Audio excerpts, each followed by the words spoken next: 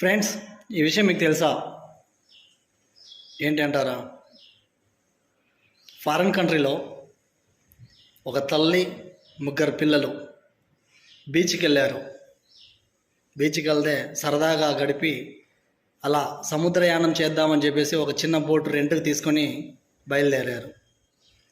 కొంచెం దూరం వెళ్ళిన తర్వాత అలల తాకిడికి తట్టుకోలేక బోటు వెనుతిరిగి పడిపోయింది.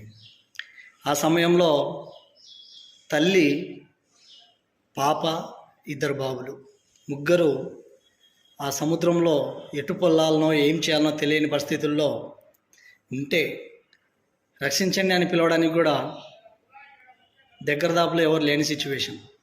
అలాంటి టైంలో 14 ఏళ్ల కుమారుడు ఆస్ట్రీన్ అనే వ్యక్తి 4 కిలోమీటర్ల సముద్రాన్ని ఈది తీరానికి చేరుకొని రెస్క్యూ టీమును హెల్ప్ అడిగి హెలికాప్టర్లోకి వెళ్ళి తన ఫ్యామిలీని తను కాపాడుకున్నాడు. ద గ్రేట్ పర్సన్ కదా. 4 కిలోమీటర్లు, అది కూడా సముద్రంలో. అలల తాకిడి ఎలా ఉంది అంటే చాలా బీభత్సంగా ఉంది. చీకటి పడిపోయింది అప్పటికే. అయినా కూడా అతను ధైర్య సాహసం చేసి తన తల్లిని, తమ్ముడిని, చెల్లిని కాపాడుకున్నాడు. ఈ విషయాన్ని మీడియా ముందుకు వచ్చి తల్లి ఏం చెప్పిందంటే,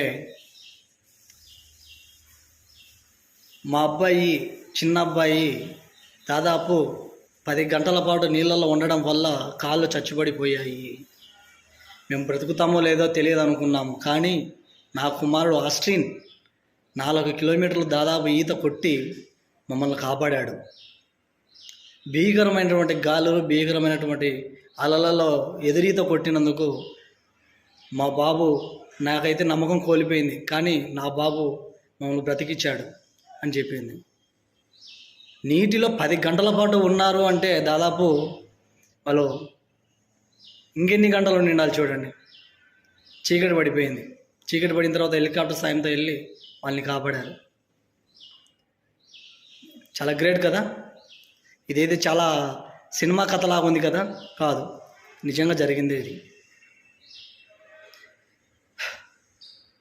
అతనికి సాహస్ అవార్డు ఇవ్వాలి. మనమందరం ఇలాంటి సపోర్ట్ చేసి ఈ వీడియోని షేర్ చేయండి. అతనికి ధైర్య సాహస్ అవార్డు ఇంటర్నేషనల్ లెవెల్లో ఇచ్చే విధంగా మనమందరం సపోర్ట్ చేద్దాం. జై హింద్. మన ఛానల్కు సబ్స్క్రైబ్ చేసి లైక్ చేయండి మన వీడియో నచ్చితే. మరియు ఇలాంటి వీడియోలను కావడం కోసం మన ఛానల్ని సపోర్ట్ చేయండి. ఖచ్చితంగా షేర్ చేయండి. అతనికి సాహస్ అవార్డు ఇవ్వాలి.